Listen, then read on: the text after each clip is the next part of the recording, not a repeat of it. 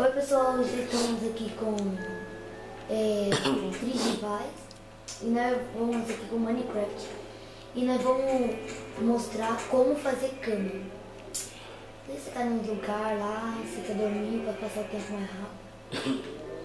Aí você pega, primeiro de tudo você vai ter que matar 3 ovelhas, pegar lã, pega 3 lã.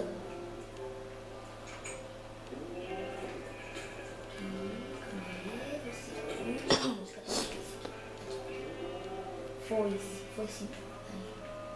Sai da frente. Esse aqui. Vem aqui nessa árvore aqui. Tem que ser esse tipo de árvore aqui. Esse tipo de árvore aqui. Não tem como. Pega e quebra 3 blocos dela também.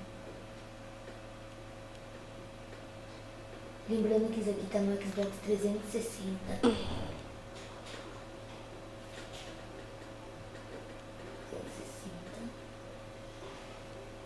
Ai, na hora que chegar no terceiro, pai.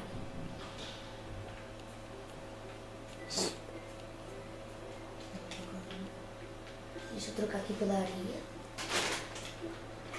Daí você aperta X, construção. Você cria essa madeira aqui. Cria aqui. Aí você vem nesse aqui. E é só criar aqui. Trocando da hora, assim.